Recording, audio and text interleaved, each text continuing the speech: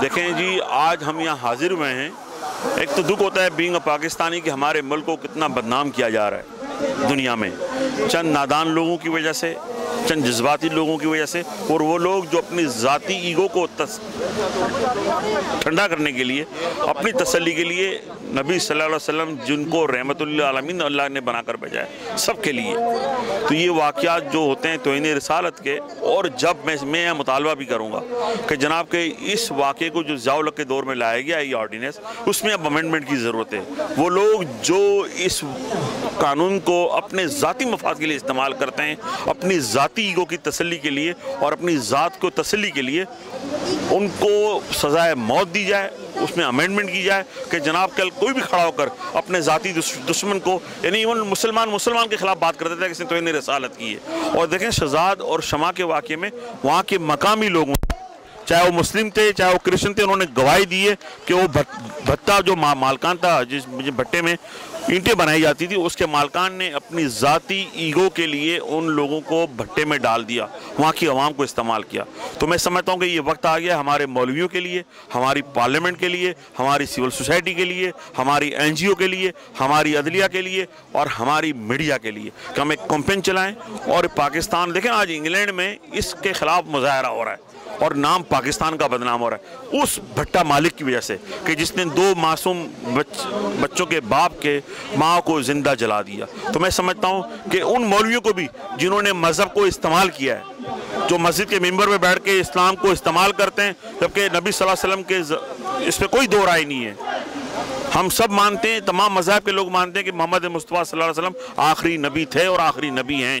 और हमें हुक्म है आमनतु बिल्लाहि व मलाइकतिही व कुतुबिही व रसूलिही, कि हम ईमान लाए तमाम मलाइक पर, तमाम नबियों पर, 1,24,000 पैगंबर और तमाम नाजिल की गई किताबों पर। तो इस पर दो राय होनी नहीं चाहिए।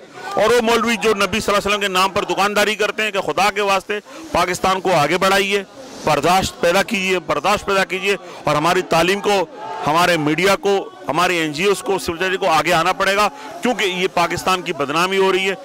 ये डेविड कैमरून सामने बैठकर कहता है कि मैं मज़हब इस्लाम से हिदायत लेता हूँ, तो हमारे लोग क्यों हिदायत नहीं लेते?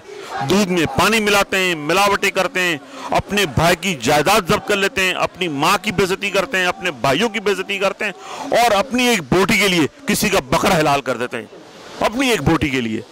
चाहे उसमें मज़हब का नाम इस्तेमाल करना पड़े, चाहे जमहूरियत का नाम इस्तेमाल करना पड़े, चाहे मीडिया का नाम इस्तेमाल करे कि मेरी एक बोटी के लिए किसी का बकरा हलाल कर दो, चाहे फिर कुछ भी हो। तो खुदा के वास्ते हो, तौबा नौज़ुबिल्लाह, कभी कभी ऐसा लगता है कि हम पाकिस्तान में इस्लाम नहीं है, मज़हब नहीं है, बल्कि वहाँ बर्बरियत है।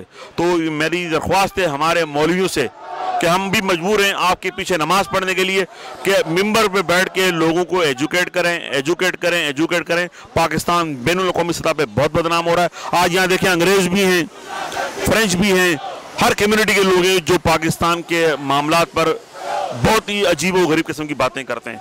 तो मैं समझता हूँ कि हमारी हुकूमत ख़ास तौर पर नून को, जब भी इनकी हुकूमत होती है नून की, तो इस तरह के वाक़यात ज़्यादा होते हैं। तो नून को भी चाहिए, उनके वज़रा को भी चाहिए कि जब TV पर आते हैं तो ये बर्दाश्त का मादा लोगों को बढ़ाएं, एजुकेट करें कि बर्दाश्त क्या होती है और इस्लाम का ठेका आपके पास नहीं है, वो अल्लाह के पास है। मेरी मिलावट, मेरा फ्रॉड, मेरा झूठ सज़ा वो देगा, कोई नून, कोई कादरी, कोई पादरी, कोई मौलवी नहीं देगा, ना जमहूरियत देगी, ना मीडिया देगा। वो सज़ा और जज़ा अल्लाह के और हमारे दरमियान है। पाकिस्तान जिंदाबाद। Thank you very much.